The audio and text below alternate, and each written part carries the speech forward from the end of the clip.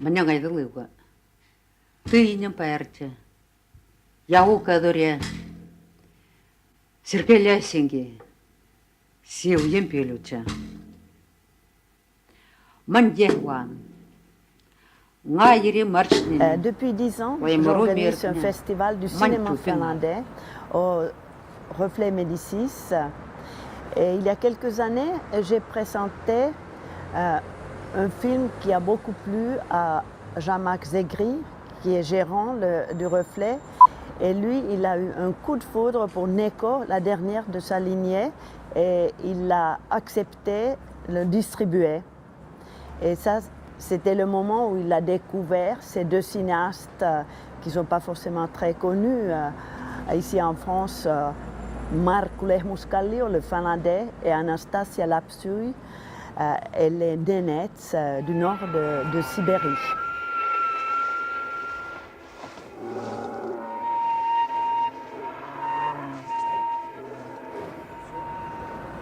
Markku Lehmuskallio, il était au départ forestier en Finlande et dans les années 70, il est devenu photographe et il a commencé à faire aussi les courts-métrages. Et après, il a travaillé comme chef opérateur pour quelques d'autres réalisateurs finlandais, mais c'était toujours la nature qui l'intéressait dès le départ. Alors, il a fait tout le tour du monde arctique et dans les années 80, il est arrivé dans le nord de la Sibérie chez ce peuple Nenets, qui sont nomades, les éleveurs de rennes. Et c'est là où il a rencontré Anastasia Lapsui, qui était au départ son guide.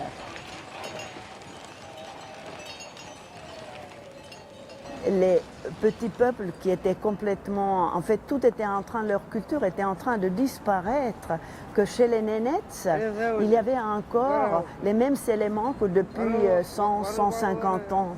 C'est-à-dire qu'ils continuaient à mener cette vie quand même très traditionnelle. Quoique, évidemment, on les russifiait, on les scolarisait par la force et tout ça, ce qu'on va voir aussi dans les films qu'ils vont faire ensemble. Jusqu'alors, ils ont fait 22 films et eux, ils ne se positionnent pas du tout comme les cinéastes politiques. Eux, ils ne veulent jamais parler de la politique, mais ce qu'ils veulent faire, c'est montrer cette vie, ces vies qui sont en train de disparaître. Et ce sont comme, ils veulent être les témoins de quelque chose qui ne va peut-être pas exister pendant très longtemps.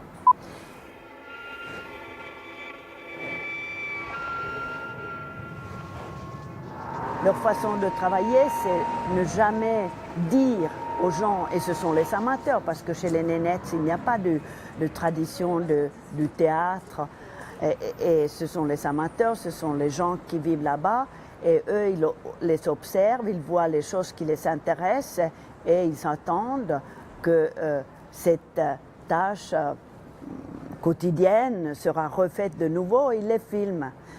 Mais c'est pas seulement la difficulté pour financer les budgets, mais c'est aussi pour les faire distribuer. Et tout est extrêmement compliqué et difficile pour eux.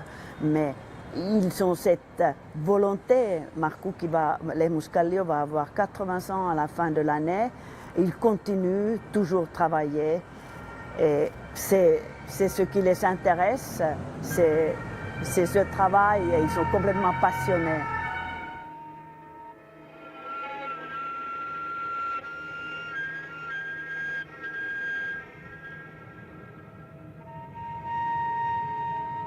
C'est la dernière de sa lignée parce que aussi c'est vrai que leur culture ne va pas du tout exister dans l'avenir et toute la force de ce message, c'est dans les images.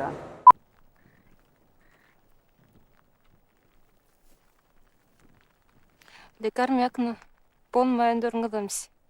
Нерде луцвадам нис хамдамби мадамс хангудамнакадам. И вадам нива хамдамба хабадбава.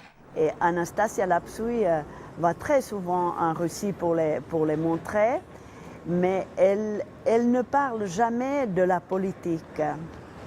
Et peut-être Marcu Lemuskallio, en fait, c'est un couple depuis plus de 20 ans. Ils se sont mariés aussi.